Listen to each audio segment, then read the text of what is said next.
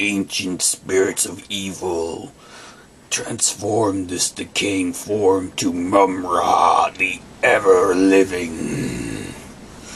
Hey guys, it's Psychondrous here doing another toy review, and this time it's for the Thundercats Classic short-lived line from Mattel, and hopefully it will be picked up by Super7. There is talks, from what we've heard from Toy Fair, there is talks on the go for hopefully picking up the line, the continuation.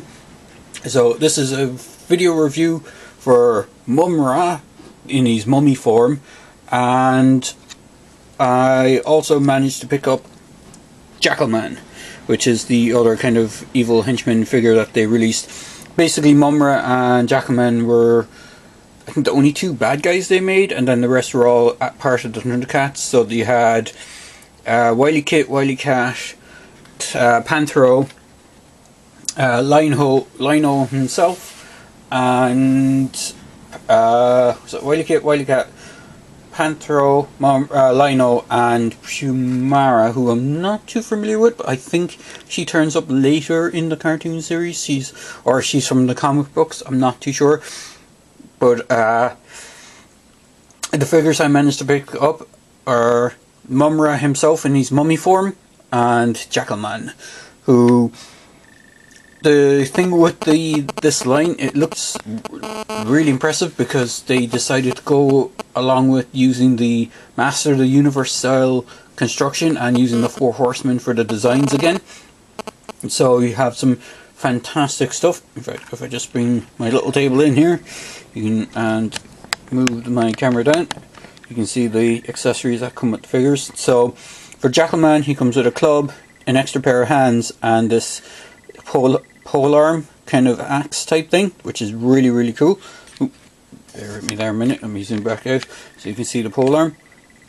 So it comes with this pole arm, the extra pair of hands, which are the tan coloured hands, and then this club. Mumra comes with an extra pair of hands as well. The sword, it's the handle for his sword, which I can't remember the name of. It's like the kind of a counterpart to Lino's Sword of Omens. It's like a Sword of Despair sort of thing. He comes with an alternate cape, and he also comes with his staff. So if I zoom back out, move the camera up a touch, you can see he comes with the staff. Now, I don't have the original figure. I used to have the original figure years and years ago, and it wasn't the best figure compared to the Thundercats themselves, because it was basically like what we call the newer Star Wars figures, the shampoo bottle figures, because it was one big block with swivel arms, and it came with the staff, which is pretty much what the staff is. It's pretty much the same staff that the original figure came with, except it's a lot thinner, but the sculpt for the headpiece on the staff is exactly the same. So I'm going to quickly do Mumra himself, so bear with me a moment while I just move some stuff out of the way. So Mumra himself is a fantastic sculpted piece. Now his cloak is removable. Best way to do it is to pop the head off and put the head on. So I'll show you what he looks like with his cloak off. So he's basically a fairly creepy, really skinny mummy figure, and he's a fantastically sculpted and really well detailed figure. I mean, they captured the likeness of the character from the cartoon spectacularly. Has these really creepy bony feet, really creepy bony arms. You just pull out the arms and replace them for the ones you want. Now, his articulation is a slight bit hindered, and the reason for that is he has these wraps that go right around the back, so he can't really bring his arms up too much. Like, he can bring both arms up together at the same point, but he'll get caught just around here. But other than that, he's fantastic. And he also has he has a single jointed elbow. He has standard kind of ball socket hinge arms, but because of the way the wrap is, you can get one out on one side, but the other one has to be closed for it to move out. This doesn't kind of plug in anywhere from what I can see. It looks like it is glued on. He has a single jointed elbow. He has the wrist swivel, but his wrists are also on a hinge, so you can go in and out with the kind of slightly open claws, and his gripping claws go up and down instead of in and out, so as to get a better grip onto the handle of the staff. So I know I'm doing this sort of off camera. His hands are made of a kind of gummy plastic, which helps with getting the staff in and out of his hand. Sometimes it likes to flop around, but you can get him to hold it pretty well. So he does hold his staff quite nicely. The staff is fairly solid for the most part. Again, it's kind of slightly rubbery, but not overly rubbery, so it doesn't bend. It doesn't have too much of a bend. He does have forward and back on his legs. Now it is slightly hindered by his skirt piece, which is kind of all sculpted mummy wraps, and then he has a single jointed knee, which doesn't get a great bend, but because of the figure of who he is, you're generally not going to be having him in super dynamic poses. I mean, the most dynamic stuff you'll be doing is probably with his arms and stuff like that. And then he has ball jointed ankles and swivel ankles, so you can go up, forward and back on the ankle, and it swivels as well at the foot. So it's a really cool sculpt. He has a waist swivel, but he doesn't have any ab crunch. Now he's one of the only figures, I think, in the line that uses. Actually, I think the Wily Kittens, or Wily Kitten, Wily Cat might actually use a similar sculpt as well, as in like they don't have the ab crunch because they're a smaller character. But because Mumra himself is a smaller character, he doesn't have the ab crunch like the larger Master of the Universe style bucks that they tend to be using for the actual kind of other characters. He does come with two cloaks. He comes with one cloak that has, I can just pop him into it. Actually, it's easier if you pop the head off and then put the head into the cloak. So head is just on a ball joint, so it's easier to plug, take out the head, put it into the kind of cloak, and then kind of push the body up and then back into the neck joint. So let me just do it. I'll probably have to do it off camera because it's a bit hard to do one-handed. Oh, is that it? No, that's not it. There we go. So you have this sort of look to him, which is the kind of classic cartoon look.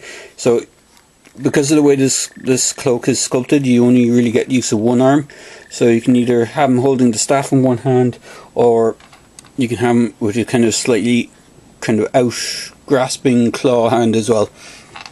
The other cloak is a little bit more lenient. It gives you a little bit more leeway with the figure. So if I just pop the head off again, bear with me a second. I know I'm doing this off camera, but again, you have to do the same thing with the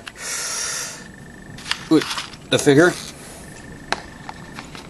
So the other cloak is a bit more open, so you pop the head in, get the body, and then plug him straight into the neck post, and you have him then with a more open flowing cape. Has a way better, better to show that on camera. So the cape being more open, you get a bit more leeway with the arms. As I said, you still have the hindrance with the way the double bandage goes behind the arms, but you still get a bit more posability out of him with this.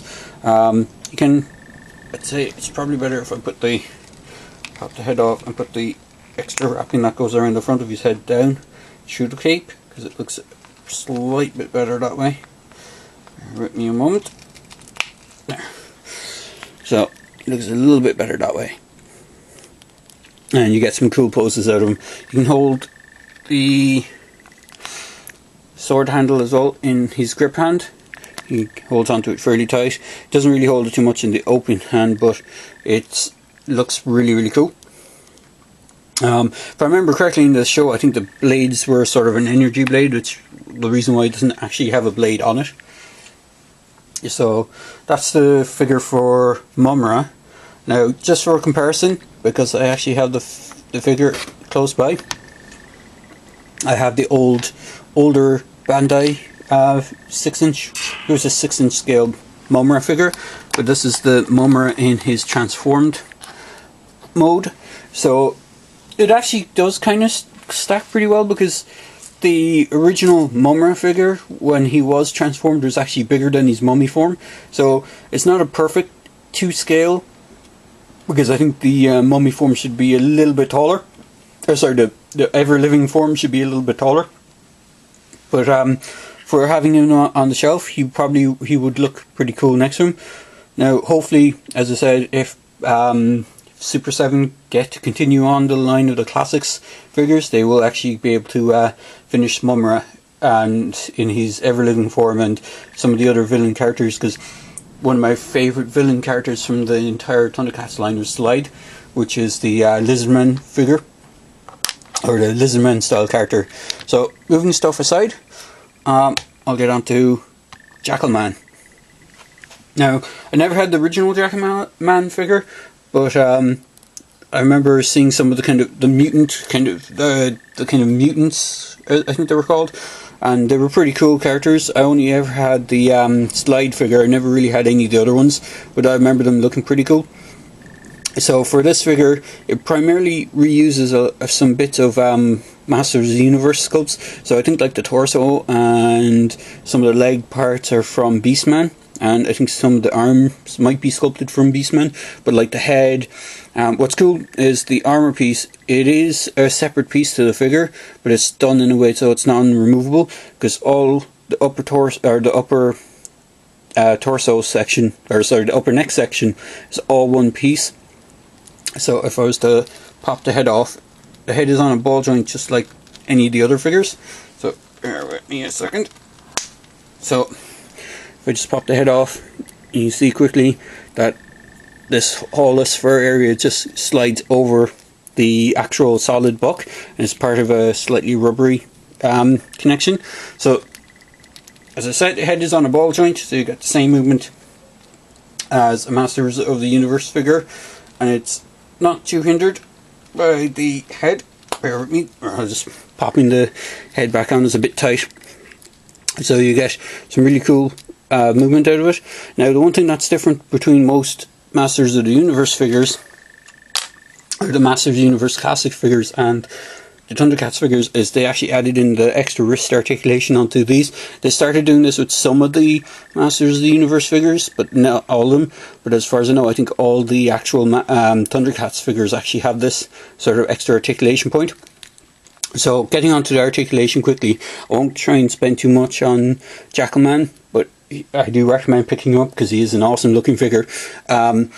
He has standard kind of ball joint shoulders, so he can go out. It's a slight bit hindered by his armour, so it can't go up too much, because the solid armour piece does hinder more than the actual fur.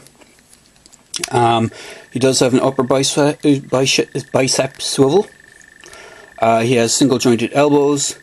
He has wrist swivel, and as I mentioned, the hinge on the wrist. He has a waist swivel, ab crunch. It doesn't seem to be too hindered by the armour plate.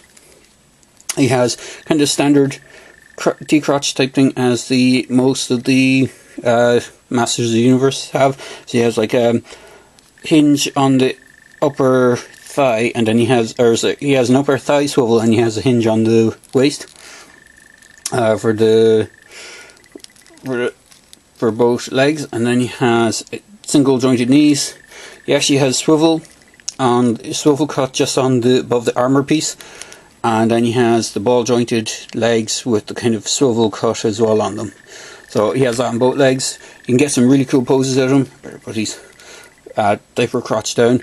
The diaper piece is made of fairly rubbery material, so it doesn't hinder his posability too much. And as I said, he comes with 2 pairs of hands. Comes with these slightly more wider grasp hand, and then he has a tighter grip hand. The tighter grip hand is better for his pole arm, which is really cool. It's actually, I'm not sure if it's picking it up, but it's like grey, kind of stone grey, and then it has like a metallic sheen on the edge of the blade itself, so it looks like it's been handcrafted, which is really, really cool. You can get him to hold it quite nicely with 2 hands. if you have either both two close gripping hands, or the actual slightly open hand. And then the slightly open hand itself, in fact I think you can get the club into both hands. He has this kind of really ornate looking club with a spike on it, so it holds it pretty well in the gripping hand, but it can also hold it sort of loosely in the slightly wider stance hand as well. So again, you can get some cool two-handed poses out of that too. So let me just bring him. Sorry for doing a lot of this off camera, but it's a little easier to get him gripping his weaponry. Now the only thing that's sort of different with the hands between himself and Mumra is Mumra has an up down on his extra set of hands, as opposed to just the in and out kind of movement on the wrist. So both sets of spare hands for Jackalman, as you can see, has the forward and back as opposed to up and down. So there you go, guys. Hopefully I didn't waffle on too much. Just a quick review of two of the villain characters from the the Thundercats Classics line. Now, unfortunately, it was a short-lived line. It only lasted for one wave. Again, as I said, hopefully we will get to see more figures in the line, and Super7 will pick up the line and finish them off. I really love those figures. I do want to get the Thundercats themselves, but I didn't really commit to getting the Thundercats because I want to make sure that the line gets finished yet. But if it doesn't, I can always, I do love the Mumra figure, and I do love the Jackalman figure, and Jackalman can always be used as character in other lines such as the Mythic Legions or the He-Man Masters of the Universe line themselves. So there you go, guys. Hopefully you enjoyed my review, and hopefully I didn't waffle on too much. So as I always say, if you liked the video, click like, feel free to comment in the comment section below, and feel free to subscribe to my channel as well. Hopefully you enjoyed, guys.